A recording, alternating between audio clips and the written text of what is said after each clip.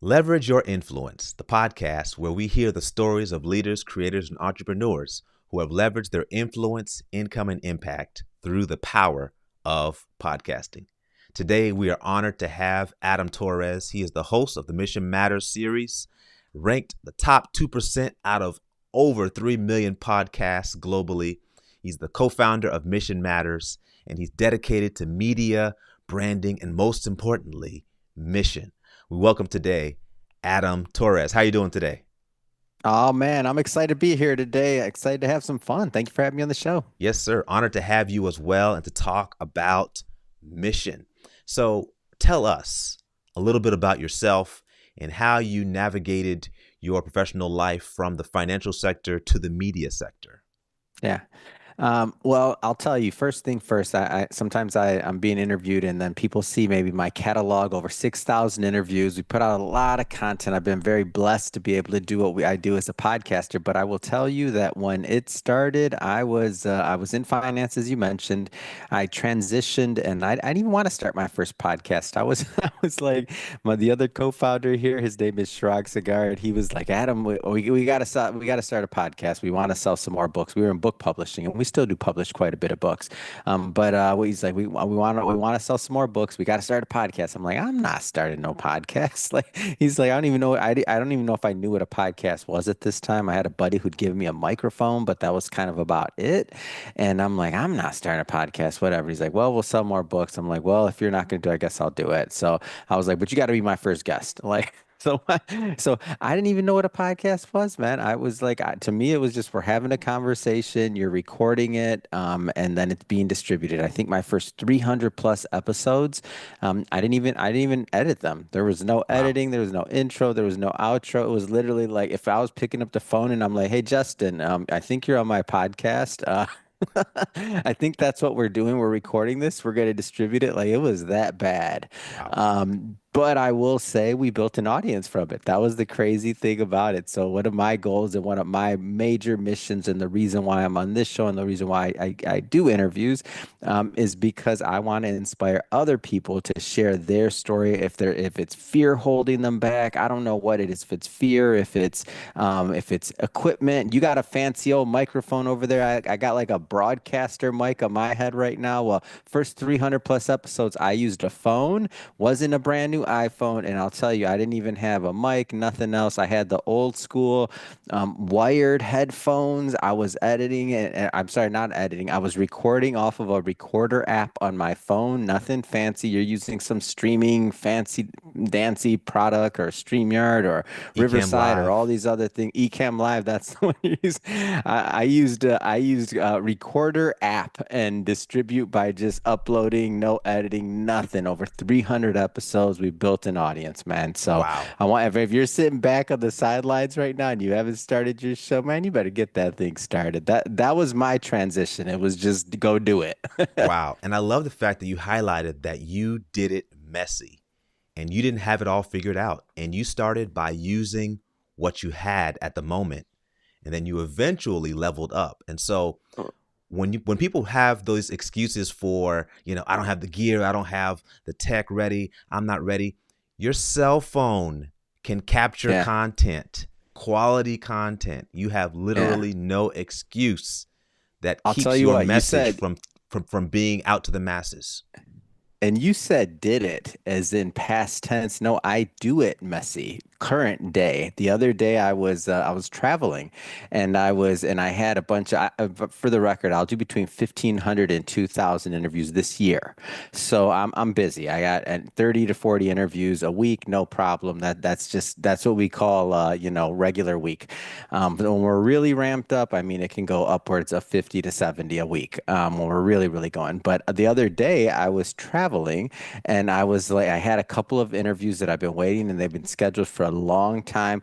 I pulled over to a truck stop Mm. and and guess what? I look at this as a sport, man. This is full contact. I don't have to be in a fancy studio. I don't have to be like, this is messy. This is full contact sport. I had these three guests that I gave my commitment that I was going to record an episode for them, and I try to always keep my commitment. So I pulled over to a truck stop, man. I remember my old method of using my phone. I downloaded that recorder app again. This time I did have a different headset, but it was still that one was off my phone too. That was three episodes I did maybe like 3 weeks ago, and that's Wow. it. So Wow. so do it messy. Like it, if you're gonna be in this game, if you think this is a sport and you're trying to be the best you could possibly be, then man, you gotta take the shot. You That's gotta right. shoot the shot. That's right. So tell me about Mission Matters and Yeah. also why mission is so important when it comes to podcasting.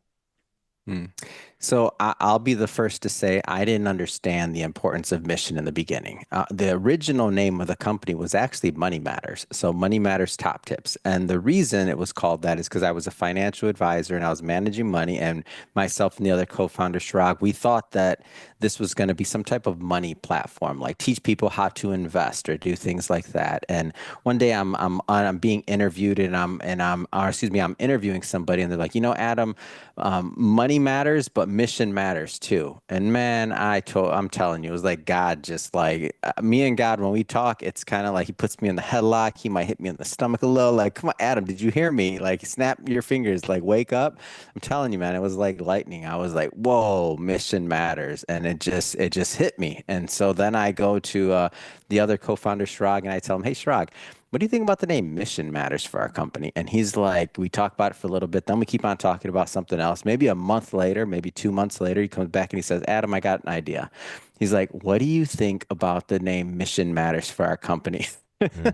And I say, Shirag, that is a wonderful idea. I'm all in. But if we have enough money in the bank account, I already know this domain's taken. I already know. Like I'm gonna pray on it, but if it's taken, whatever. If we have enough money in the bank account, we're buying the domain. If we can't get the domain, we can't do it. Like there's no way. Because mind you, at this point in time when this we're making this decision, I'd already recorded over 1,500 episodes. Wow. That's 1500. We'd already launched two books. So we're in book publishing under the Money Matters name. We'd already launched my first book, Money Matters, was also launched. So we're three books in. We're like 40 authors in. We got a company. We got like 15 social media or five, I should say 5 to 10 social media channels. We built an audience. We have the podcast built up, the website's built up, and we're about to stop this company on a drop of a dime and start over. So you talk about like faith, you talk about Hmm. like so I look it up. It was more money than I ever thought I'd ever spend on on a domain in my life. Yeah. We bought it on the spot, and then within 9 days, we rebranded everything. We split up the shows so that I now host 8 different shows, and they're all niched out. So everything from because we noticed there was only like 20% of the content that we were recording was actually about money. So we created a money show, we created a marketing show, we created a tech show, we created a business show, we created a startup garage show. So we segmented all of the shows based on the quantity of my content, and then we are rewarded. I Wow. like to think about it as like I heard the calling, and God kind of said, "Hey, wake up." And then what it's done though is it's attracted other, and this is the part that I would have never understood or couldn't have understood, is that the concept of mission and what I believe we do here with amplifying stories, with helping them tell their stories, with helping other people find their mission and live out those dreams. I believe we've also attracted a certain type of energy, a certain type of karma, a certain type of guest and individual to our platform, a certain type of follower to our platform, to our email newsletter. And so what's happened is it's kind of become its own thing. Like It's there's amazing. Mission Matters is it's definitely bigger than me. I don't consider us an influencer brand where it's all Adam or anything like that. No, we're a community. Like we're a community. I don't think we're an influencer brand. And the mission part, it's not just about my mission. It's about the collective missions of all of us working together within the community. Phenomenal. Yeah. I love to hear stories of success that also incorporate faith and risk, Mm, because for you all to have built a successful platform and to pivot, that took some serious faith. It was It working, was a man. I'm like, risk, but it paid off. yeah, yeah, but it was where it's still, but even still saying it, I'm still got, oof, it's still, it was working. That's something else. So it reminds me, about faith, Yeah, about you hear it, you gotta go, just do it. If things will work if you're walking in your calling and you're yeah, doing what you're supposed to be doing. yeah. So for folks who may have a show already and maybe they're hmm successful, maybe they're not successful, and they're thinking about a pod pivot, Yeah. they are passionate about another topic and they're thinking about rebranding and repivoting to a different direction to talk about something else. What advice would you give hmm to them when it comes to their show branding and identity? Yeah. How do they maintain that authenticity in such a noisy world when they're pivoting? Well, the first thing I would say is we had to start over because the first time around we weren't like we bootstrapped and we weren't really under like I had another company at this time. So I had my financial advisory firm. I hadn't exited that yet because I didn't think I was going to be full-time in media yet. But then as we started to grow and things started to happen, I was like, yeah, I can't do both. I don't have that Elon Musk where we can manage a bunch of big projects, man. I'm a one hit wonder. Like I can do one project at a time. That's it. Leave me alone. I can barely do that. Like, but I can focus on one thing really well. At this point, one of the big things, and if you're listening to this and if you're just starting, this is going to be helpful to you. If you're listening to this and you maybe are at that pivot moment and you already made this mistake, then I'm sorry for you, but you're just going to have to like do what you got to do. But one of the challenges we had was that we set everything up kind of cheap and fast. Mm, So we weren't hosting on the right podcast hosts. We didn't have access to all of our subscribers. We didn't have a lot of different things. So we had to start over when we didn't necessarily have to start over if we mm, started correctly the first time. So what I would just say is don't go on the cheap. Like go pay for your hosting, don't do a free hosting, don't do free anything. Like pay the small subscription fee, then you'll be fine. Now if you're already doing the cheap free hosting or the this and the that, then you should probably consider redoing that now. Even if you're not rebranding, like you want to make sure you own your subscribers, you yes. want to make sure you own your data, all of that. I didn't know that. So that was a mistake we made. But I want to answer your question, but I want to preface with that. So if you've already made those mistakes, make sure you're in the right type of hosting situation, and you won't have to start all the way over. Now I'm just going to assume to answer your question that you are in the right hosting situation and you don't have to start like literally from scratch. If you're in the right hosting session, then I would just say your audience, it's always about the person behind the microphone, period. For podcasting, for YouTube's not as forgiving. Like YouTube, if you change your niche and you are on YouTube and all of a sudden you were in cooking forever and all of those subscribers are watching you for cooking and now you want to be into, I don't know, auto racing, whatever it is. I know it's an extreme example, but follow me. Now YouTube, none of those people are going to watch it. Like it's just not going to happen. The difference with the podcast format and is that if you're doing interviews specifically, if you're doing monologues and you're teaching a lesson, then it's going to be harder for you because it's going to be similar to YouTube. Because on YouTube you're going to be doing the same thing. Like it's going to be a super specific niche. But if you're doing interviews, there's a lot of I won't use the word forgiveness, but there's a lot of room for creativity because ultimately it's always about the person behind the microphone. If you change your topic, if you change your focus, if you change that, if you're doing interviews, think about it this way. Interviews are interviews. It can be about any topic. The reason is because, in my opinion, is because I like to kind of think of it as like when you're a kid and you're maybe riding to school and in the morning and you hear that show host, that disc jockey, you're hearing them over and over and over again. There's something about voice. There's something about familiarity. There's something about passive versus active active listening. So just real quick for the audience, active listening is think about like you're watching Netflix. You're watching Netflix. So when you watch it, it has your full attention. When you're watching YouTube, if you're watching it, it has your full attention. For the podcast, especially when I say podcast, I know some people use video like we're doing right now, but I'm talking about the audio portion on Apple or Spotify, where the majority of the downloads come from when I talk about podcasting, just for clarification for everybody's listening. With passive listening, what's happening is people are inviting you into some of their most intimate times of their day. They might be watching. I mean, I like to say this all the time. Like you might be in bed with them. Even worse, you might, if they're listening in their AirPods and they're right next to them, their significant others, they're reading and they're listening to their AirPods because they like it. So that means you're literally in bed with them while you're listening at one of the most intimate times. They've invited you into their bedroom. They've invited you into their kids' ride to work. They've invited you into their gym time, their most sacred time. So what happens is somebody gets used to your voice. Somebody gets used to the way you talk. Somebody gets interested, and they're also on this growing journey with you.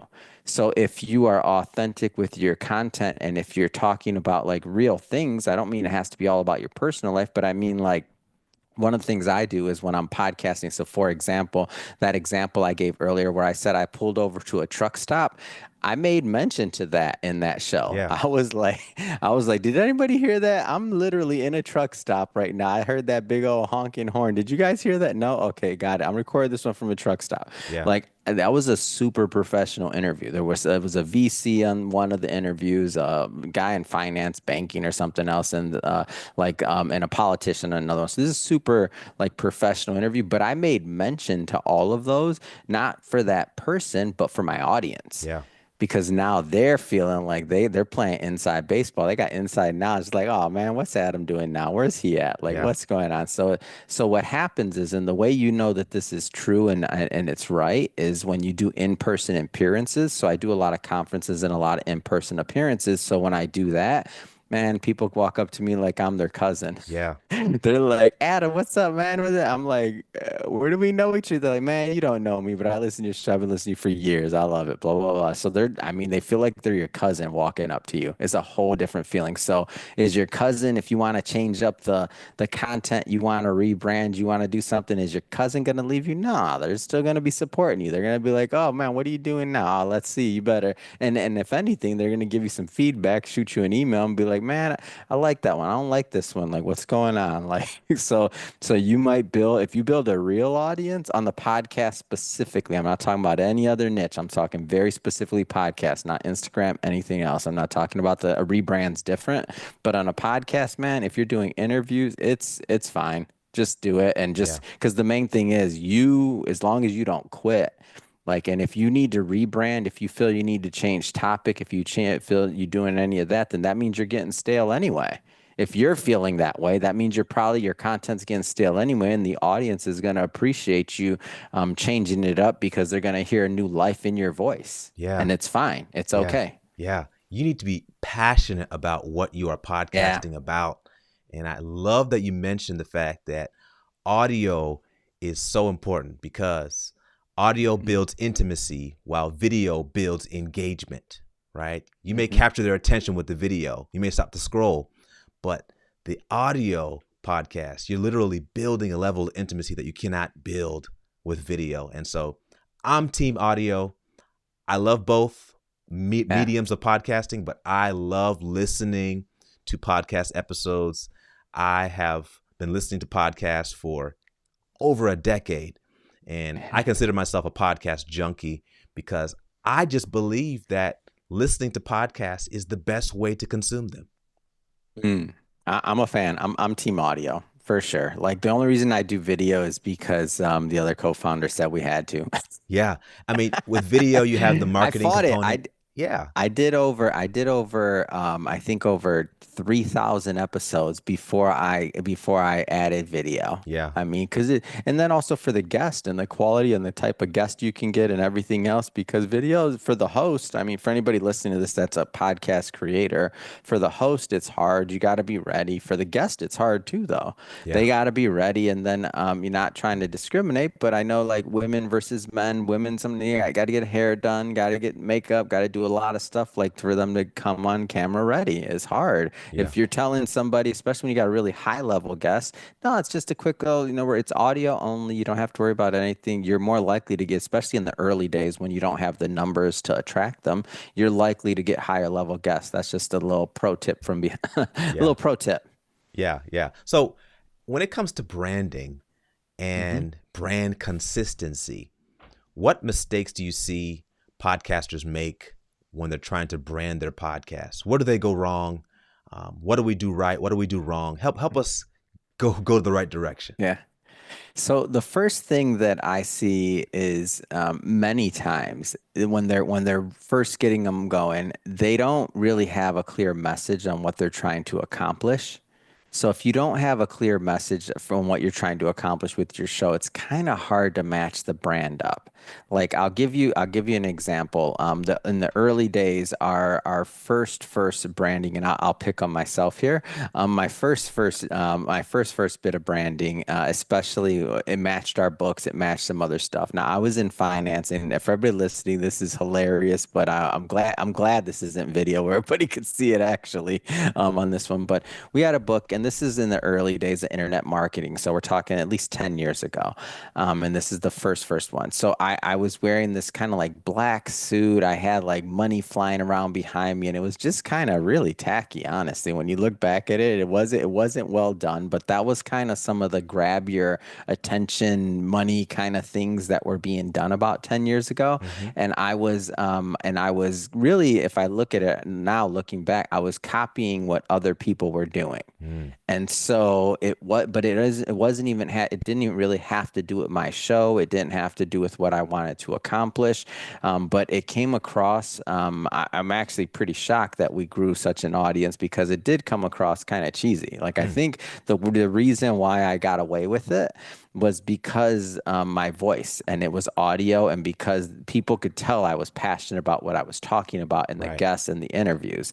So it was almost like they had to get past my branding in order to consume the content. So I want to talk to people like that are just getting started for a moment, and then I'll maybe transition briefly to those that are way more advanced. So for the people that are just getting started, I would just say be authentic with the fact that you're just getting started. Like, you don't have to create this bigger than life brand if you're just starting out on social media, or if you're just starting. Like, you might be successful in business, you might be successful in your corporate career, you might be successful in a lot of things, but if you just come out with this brand that doesn't really match, let's just say, who you are digitally, you might be that person in real life, but you might not be that person yet digitally. Mm. So when somebody comes out digitally with this huge brand and they're not ready for it yet, I've seen it can actually hurt them on the other side of things. Yeah. Like, they can get that. Then how does it hurt you? Negative comments, people questioning who you are. Because when people Google you, they can't find anything. Right. So if you Google somebody and they just come out with this larger than life brand, and you Google them and you can't see anything, then, well, you're not gonna attract necessarily what you want to. You could over time, but I'm just saying you can always think about your brand as doing it in stages. So Mhm. you can have, okay, this is what I'm gonna lead with now, understanding in a year, let's see, we're gonna do a rebrand, but let's start here. Yeah. Let's test, and then maybe in a year we rebrand. It doesn't mean you have to change the show name, doesn't mean you have to change anything else, but you might freshen your podcast cover. You might change that up. You might think about some different things. And so I like to think about it as, put your brand, like, try to match your brand up with where you're at digitally as well, to start. Now let's just say to transition into those that are really advanced and that have have big brands and that have been doing this a while. For you, I think it's going to be the next level of your branding is going to be association. Mm. So in the past, you may have taken pictures with people, anybody that comes up to you, may have taken pictures and you may have gone to many events or different things. Now you got to start thinking on a higher PR level of understanding of if I take a picture with, and not to bring any drama into this show, but like if you're going to back in the day a party that what's going on with the Diddy and all the other stuff, then if you were a big influencer and if you had a big brand and you were going to one of those parties back in the day and you weren't even doing anything wrong, you were just showing up because there was going to be some people there that you thought you should be around, just to meet or network, and you might not have stayed late, you might have did nothing wrong and all that other weird stuff. No Diddy. But yeah, but I'm just saying, if you were there though, and you have pictures, then you were there, then that's it. You know what I mean? So like, so now you got to start when you have a bigger brand, you got to start thinking about what invitations you accept, period. And I don't Hmm. mean just for personal, I mean for professional as well. Maybe in the past it was okay for you to go to this small business mixer, networking mixer, take some pictures, do some other things. Now, if you're this pretty big brand and you're at this little small mixer and you're taking pictures and you're doing other things, like it doesn't fit. Right. Like, so now when you're thinking about your invites for these larger things or for this higher pedigree event and or gathering, like it doesn't match. Right. So I would just say when you start getting larger and you're thinking about your brand, you got to really fine tune your PR side of things and your PR strategy overall, and then everything matters at that point. Who you bring on your show, who you talk to, who you take a picture with, what events you go to, what cities you're in at what time period. Are you at Art Basel in Miami when that's going on? Are you the award ceremony times? Are you in LA? Like, are you in New York for Fashion Week? Like, where are you? Yeah. So all of that matters as your brand gets bigger. So there's just, there's levels there. Yeah. I appreciate your leveled answer, contextualized answer for each different Yeah. tier, depending on where people are in their pod journey. As a branding and marketing expert, corporations oftentimes tap into podcasting as a way to bring a higher level of awareness of their mission, to bring in more leads, Hmm. even to affect the bottom line and sell more or get more clients.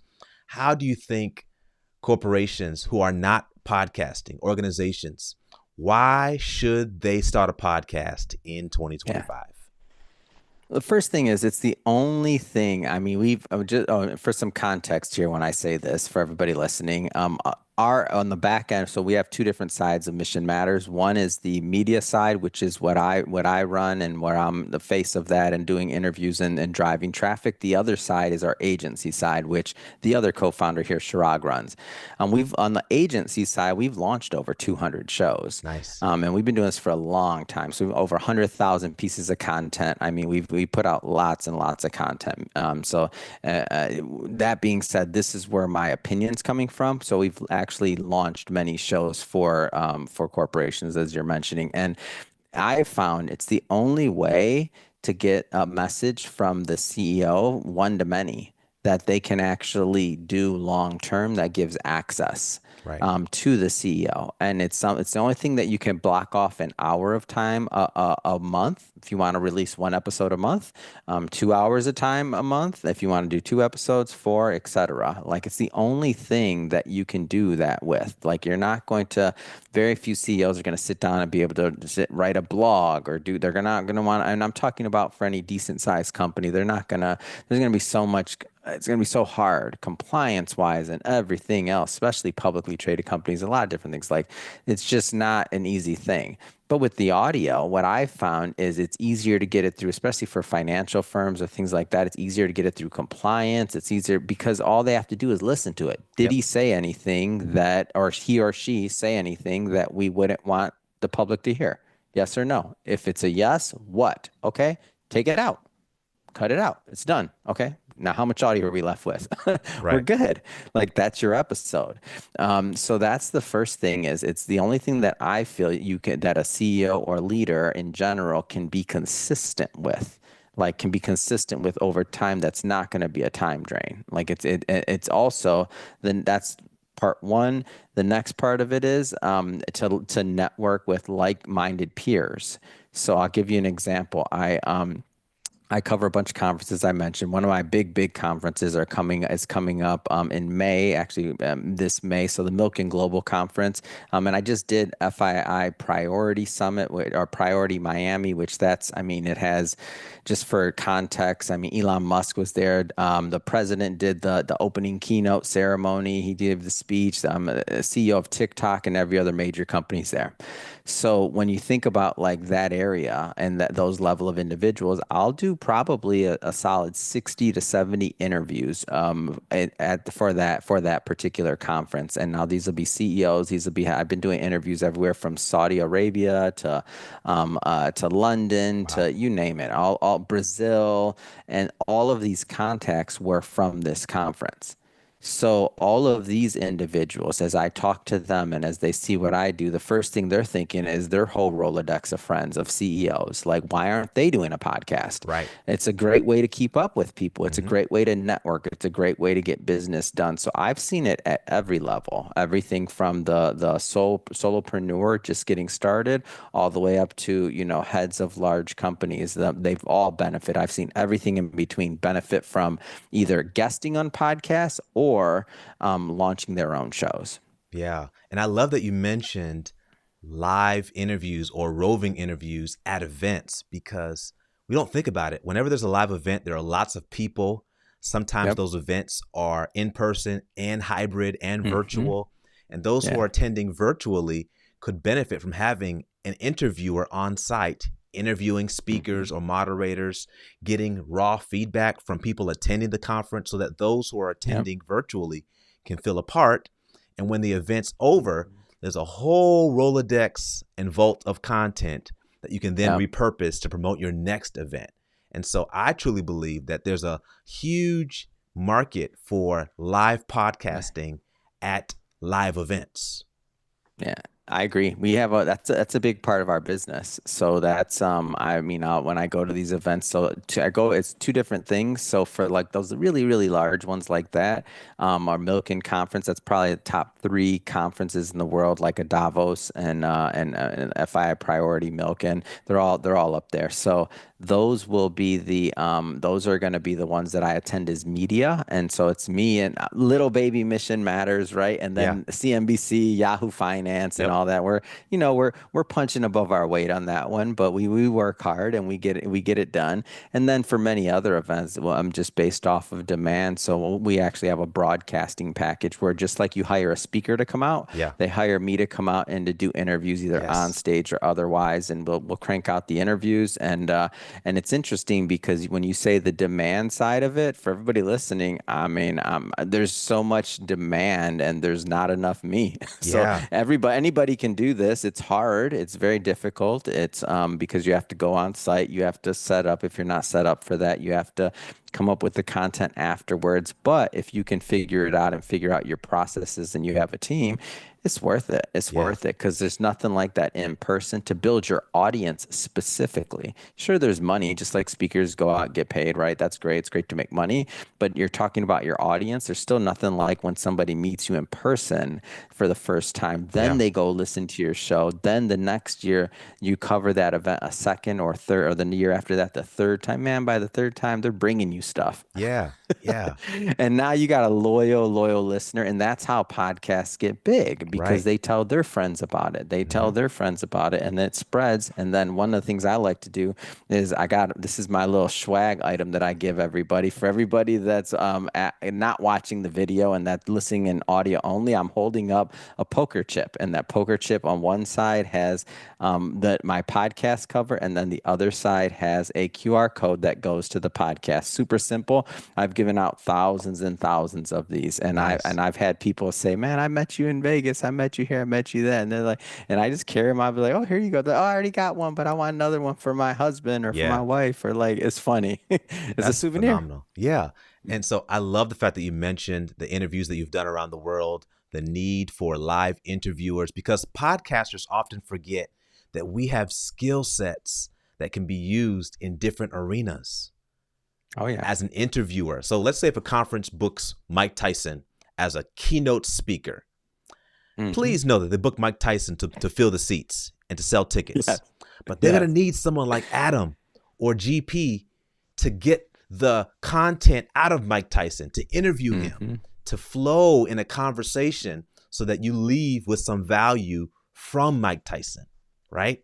And so there's a need for your skill set, for your skills and your talents to be used in the greater world. And so when it comes to podcasting on the go, doing live interviews and broadcasts, what is your favorite gear package? Like if you could name three or four Yeah. cameras or microphones that you love to have with you on the go, on the road, and tell us why. Yeah. So first off, I had so much gear at one point, and I still do. Got three, four, $5,000 cameras, like insane stuff. I pretty much, I won't say scrap them all, but they have dust on them now. One day I had I was going to do a conference, and I used to travel with two or three people. And when I'd go to do this other conference, one of them couldn't come. They were sick or something else like that. So I just went online and I was like, you know what?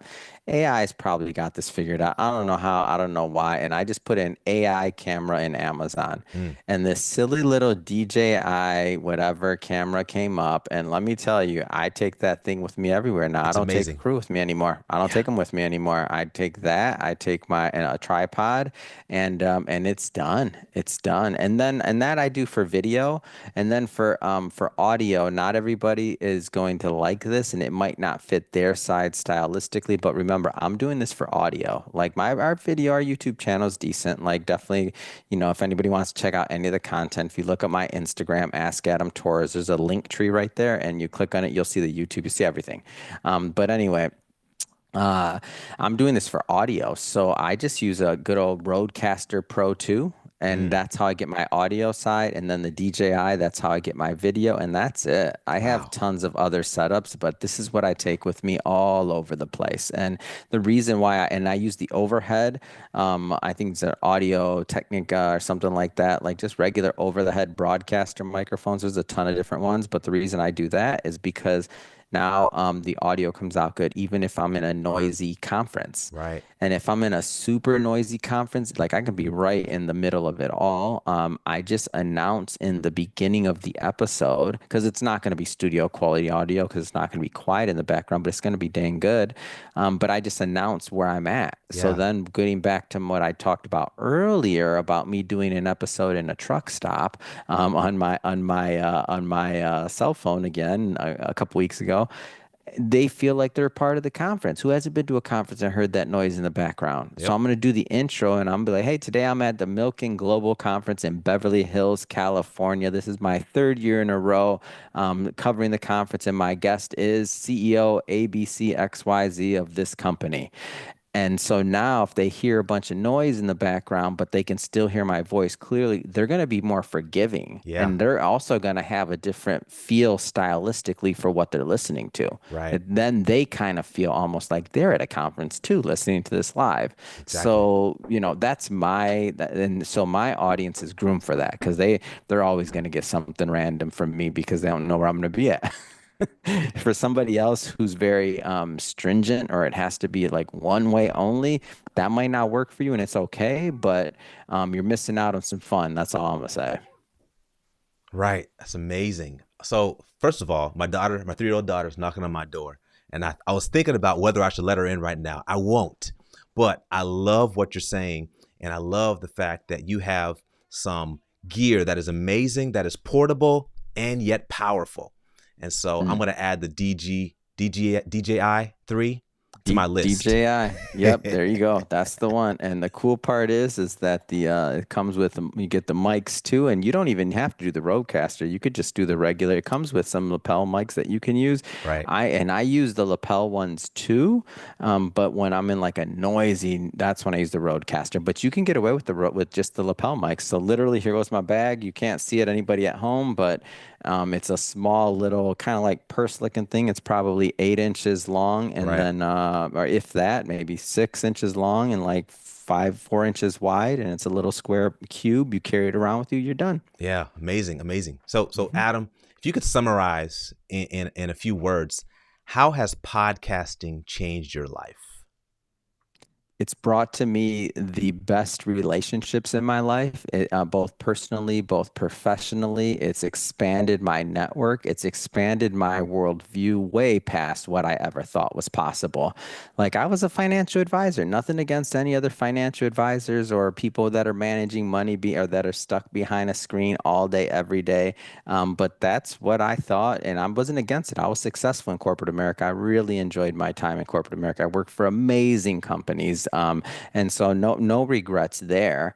But once I got into this particular game, just my like the pie got so much bigger. Mm, Like now, like the levels I'm able to operate at, and by the way, I'm a baby in media. When I think about the greats, you think about like the Johnny Carsons, the people that did it for 30 plus years, yeah. right? The people that, the Oprahs, the like, and not comparing myself to them. I'm just saying when we think about the greats, like of all time, that did, 20, 30 years in the business. I'm just a little baby ant, man. I'm only 9 years in this game. Wow. So I'm only in my first, maybe third of even being able to say that I have a career in this business. And if it's that good already, I'm like, man, people need to get into this podcasting thing. It's real. It's Yeah. real. Like, Yeah. like think about it in the lenses of putting in 30 years and watch what happens. Yeah. Yeah. For the long game, because podcasting is already a $30 billion industry, and Hmm. there's plenty of slices to pass around of that pie. All right, people. Yeah. So this is a great year to jump on in. I know we're talking about a recession and the economy. Listen, the podcast economy is booming right now. Yeah. I'm in. I'm in. So Adam, if we want to stay connected with you or check out your website or your show, tell us where we can find you. Yeah. Simple. Just go to my Instagram, Ask Adam Torres. There's a link tree there. You're going to see all kinds of free content. So go again, Instagram, Ask Adam Torres. If you click on the link tree, you're going to see free books, free ebooks, like how to start a podcast, how to launch a book. You're going to see all the platforms, the newsletter. You're going to see more content than you ever want to see in your life. So you want to see more of me than you ever care to see about. Just Ask Adam Torres again on Instagram and check me out. Awesome. And if you can give one last word of inspiration or motivation to someone who's sitting on the fence, they have a message, they're Hmm. passionate about something, and they're sick and tired of being the best kept secret. Why should they start podcasting in 2025? Well, I'll make it personal. You deserve it. You're listening to this right now. You deserve it. Like reward yourself. Like it's okay. Your voice deserves to be heard. You have a message. Share it. Share it with the world. Don't take it to the grave. Like you deserve it. Like move forward. Powerful, powerful. Thank you, Adam, for being a guest on the Leverage Your Influence podcast. And thank you for the gems that you dropped on this episode. Thank you, man. I really appreciate it. And to all the listeners, you better hit that subscribe if you ain't already subscribed to my man GP. Hit that subscribe or follow. Get on it. You heard it first from Adam Torres. Thank you for listening to the Leverage Your Influence podcast, the podcast where we hear stories of leaders, creators, and entrepreneurs who leverage their influence, impact, and income through the powerful medium of podcasting. We'll catch you next time.